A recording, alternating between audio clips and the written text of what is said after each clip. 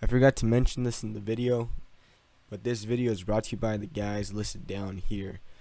Big thanks to Nightfall, Max, Henry Wu, and Victor.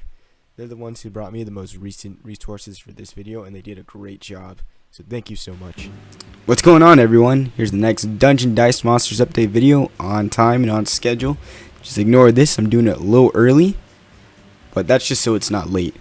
Quick disclaimer, I'm sick during summer, so my voice might not be so clear, which sucks because there's a lot to show, and this came out of nowhere. But anyways, let's get going. You might see a little bit of lag. I set the frame rate to 60 frames per second, and since there's a screen capture, the game is really struggling just to keep that 60. It's going fast and then slow and fast and slow, so it's kind of weird, but not a big deal. Alright, so every screen there's something new. Here, there's a couple names that are different. A dice pool doesn't work the same way it used to. Use this now to just edit your dice and your monsters or whatever. That's all that's used for. If you want to actually play, you click on local play.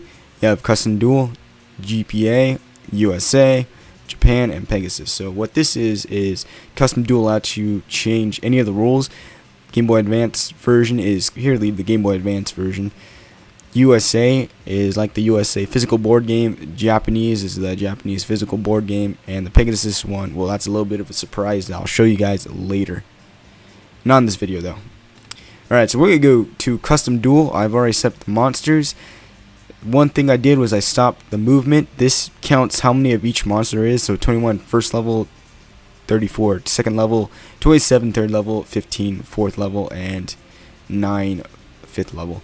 Here it's way easier to edit. I don't need to click here anymore. I just click on any side I want to change, and there you go, which automatically does change level when you change it, so there's no cheating. However, that was mentioned in a previous review video.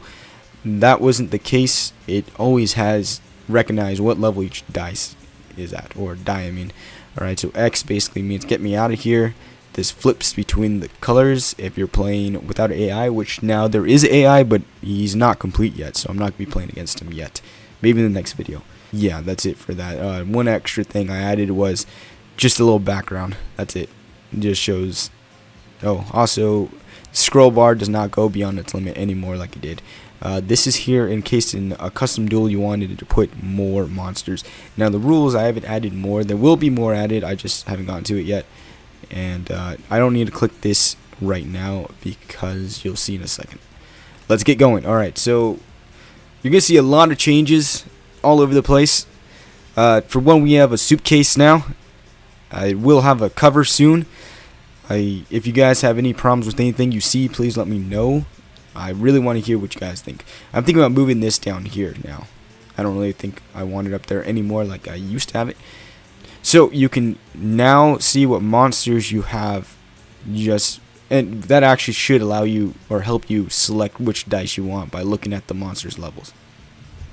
So I'm just gonna go real quick and oh, perfect. Alright, there's gonna be another change that's gonna pop up. So as you can see, I moved the monsters down here. They're also falling off this little window right here, but don't worry, I'm gonna fix all that later. This whole thing might change. This is one of the last changes I made before I started recording this video, so it's not yet finished. By the way, this is one of my favorite monsters in the actual card game. Anyway, so I'm gonna go and summon this guy, and so this is why I said don't worry earlier. Don't worry about the rule change yet. This will be fixed, but I can change the long path by clicking here. So the couple changes you see here is, for one, the path shows all the faces of the dice. So since it is the dice that you are turning into a path, that's why I made this happen. So it should be a little bit more clear. Also, the game is becoming more tablet friendly, because the way this chart works is you just choose the path and angle you want it. You just click on it and there you go. There's still a couple bugs here and there, but I'm working on it. Anyway, really nice, really easy. I can use my touchscreen right now and change things if I wanted to. I'm actually using my touchscreen right now to move it. You just gotta take my word for it. Another way you can rotate it is by using the scroll wheel on your mouse, and that's what I'm using right now. You can't see me do it, but you just gotta take my word for it. You can also change the path by clicking the wheel on your mouse, or by clicking the right mouse key, or mouse button, whatever they call it.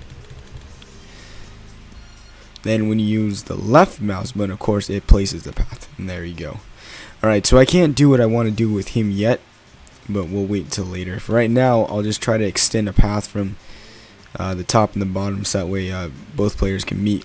So there, as you can see, I use this quite often, actually. Alright, see if we can get my Deslocuda out there. Another perfect summoning, why not?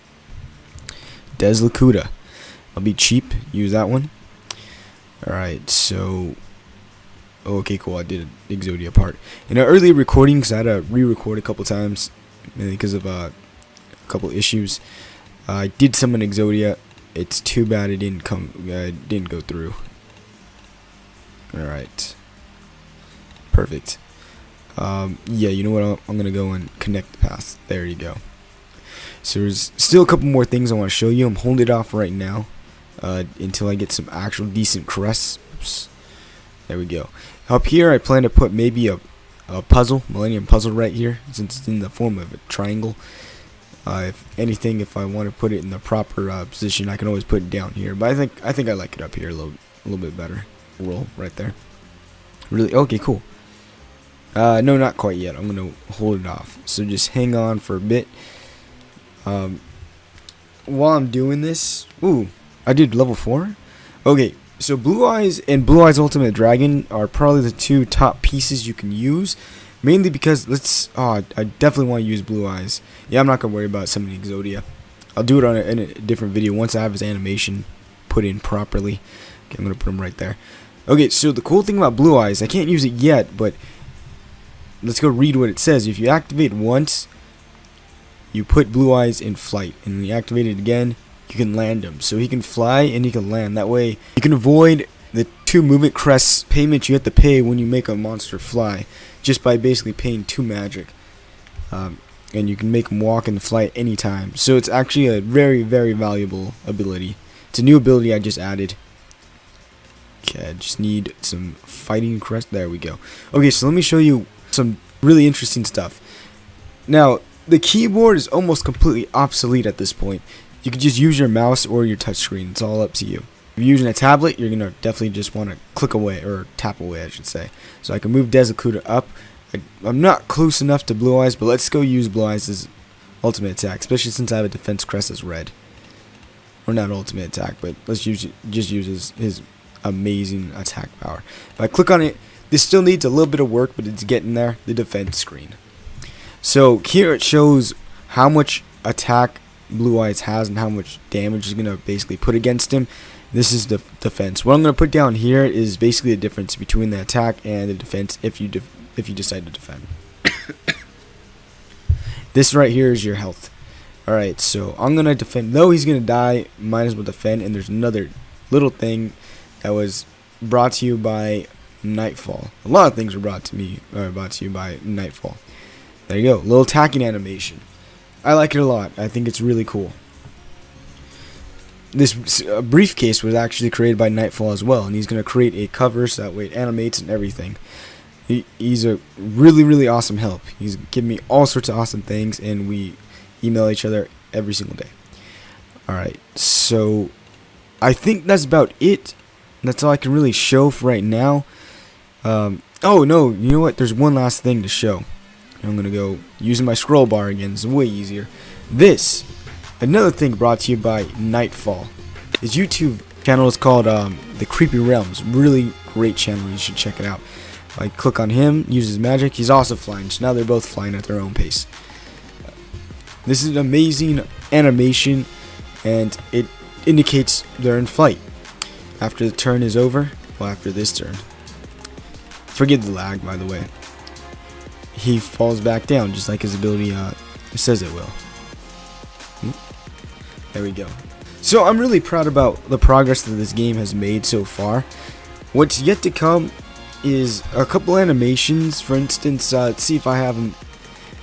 Time Wizard. The animation for Time Wizard has been created. I haven't implemented it yet. Where there's an actual time roulette.